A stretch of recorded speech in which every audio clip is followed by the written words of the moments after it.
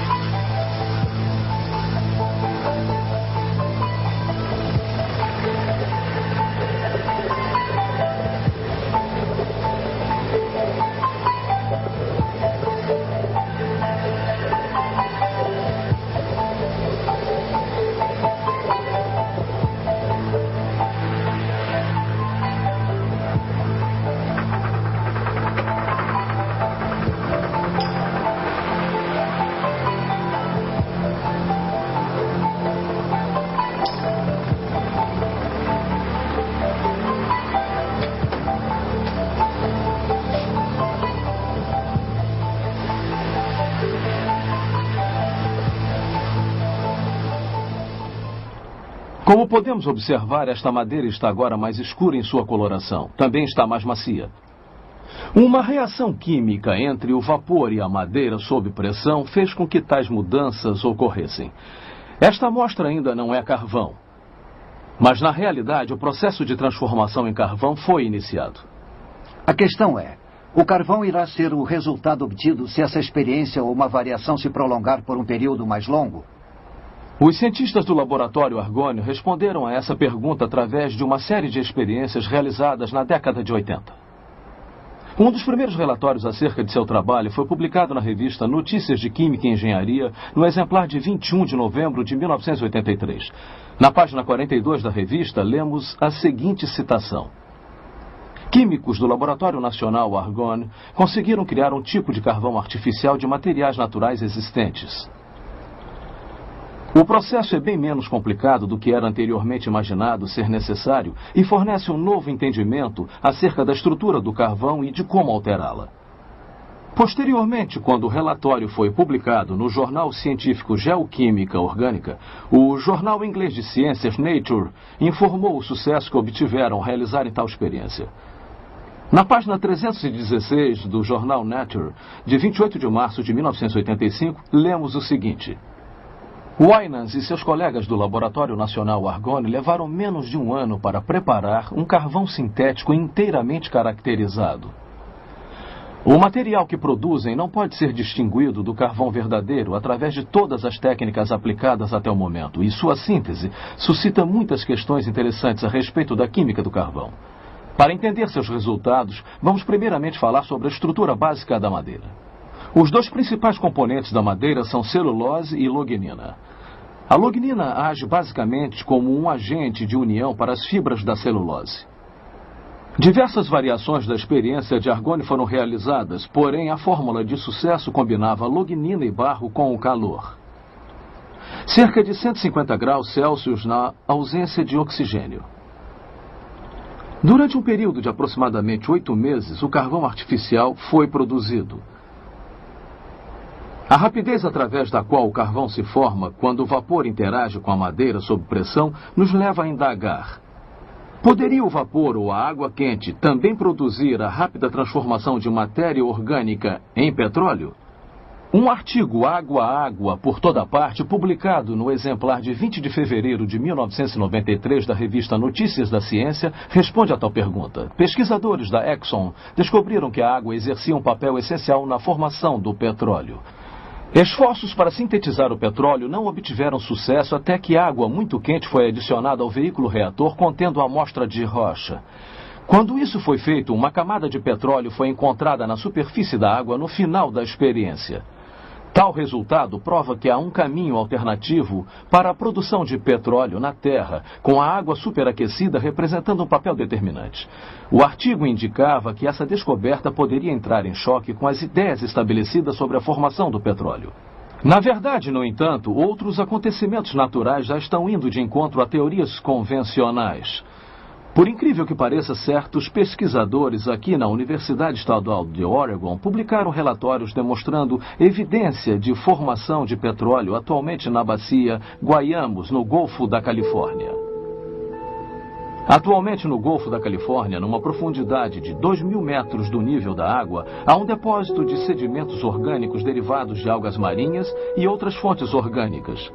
Abaixo do depósito, a água superaquecida está sendo pressionada para cima de uma profunda fonte de calor através desses sedimentos. O petróleo está sendo formado pela interação de sedimentos orgânicos com a água superaquecida. Esse petróleo hidrotérmico da bacia de Guayamos, na verdade, não pode ser distinguido do petróleo cru retirado de poços perfurados em outros locais na Terra. A implicação de tal descoberta não pode ser superestimada. A possibilidade existe de que a gênese dos reservatórios de petróleo cru abundantes através do mundo talvez seja explicada por um processo hidrotérmico similar ao que acontece na bacia de Guayamos. Porém, ao invés de uma dispersão aberta de petróleo diretamente para a água do mar, um sistema fechado poderia facilmente ser visualizado onde um reservatório de petróleo cru poderia ser coletado.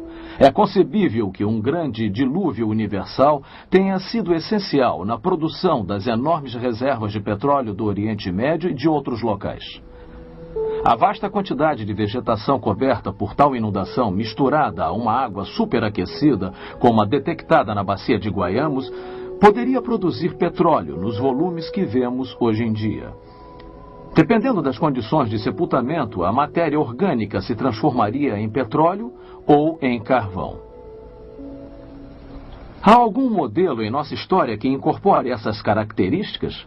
Um modelo que permita a formação das grandes reservas de carvão e de petróleo da Terra num período mais curto de tempo do que previamente se estimava ser possível? Que tal um modelo baseado no registro da história da Terra fornecido em Gênesis? A Bíblia descreve a Terra sendo criada há cerca de 6.000 anos. Uma terra originalmente coberta por vegetação viçosa e depois devastada por um dilúvio universal cerca de 1.700 anos mais tarde. Essa escala de tempo certamente se encaixa com todas as descobertas científicas que citei. E, igualmente de forma assertiva, a água cobriu um dia a nossa Terra.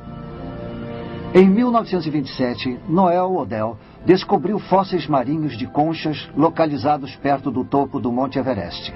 Montanhas surgindo das águas é como a Bíblia descreve o fim do mundo pelo dilúvio. De acordo com essa descrição, as conchas próximas ao topo do Monte Everest não são uma surpresa. E o carvão e o petróleo? Seriam eles um resultado da devastação rápida e do sepultamento da vegetação por um dilúvio universal? Se for, que dilúvio universal poderia ter causado este sepultamento tão rápido? A Bíblia fala de fontes das profundezas vindo à tona e menciona erupções vulcânicas e de bacias oceânicas pré-diluvianas. Isso é significativo, porque pesquisadores do oceano recentemente encontraram uma área no soalho do Oceano Pacífico com uma concentração de mais de 1.000 vulcões. O tamanho dessa área é aproximadamente o mesmo do estado de Washington. Pesquisas adicionais do soalho marinho podem fundamentar ainda mais tais descobertas. A probabilidade de uma maciça atividade vulcânica durante o dilúvio bíblico nos leva a pensar numa das mais famosas erupções vulcânicas dos tempos modernos.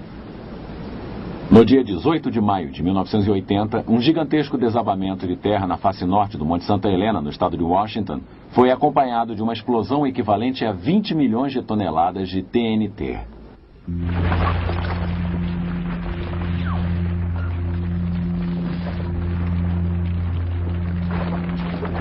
Essa explosão transversal de vapor superaquecido, cinzas vulcânicas e de pó demoliu mais de 240 quilômetros quadrados de florestas, quebrando árvores gigantescas como se fossem palitos.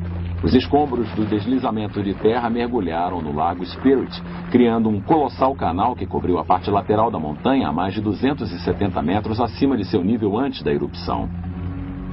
Uma espessura de 100 metros de novos sedimentos foram jogados no lago, fazendo com que seu nível de superfície ficasse 80 metros mais alto do que antes da erupção. Um número maciço de árvores arrancadas pela explosão foram levadas para o lago Spirit através do gigantesco canal. A força catastrófica da água acumulando-se e levando consigo enormes quantidades de vegetação pode ser vista aqui. Os troncos que flutuam no lago Spirit representam apenas a metade de seu volume original, porque a outra metade submergiu para o fundo. Se o Monte Santa Helena tivesse entrado em erupção debaixo d'água, enormes ondas, centenas de vezes maiores do que o canal do lago Spirit, teriam feito com que o material da erupção fosse levado por grande parte da Terra antes de se acomodar. Se milhares desses vulcões estivessem ativos, podemos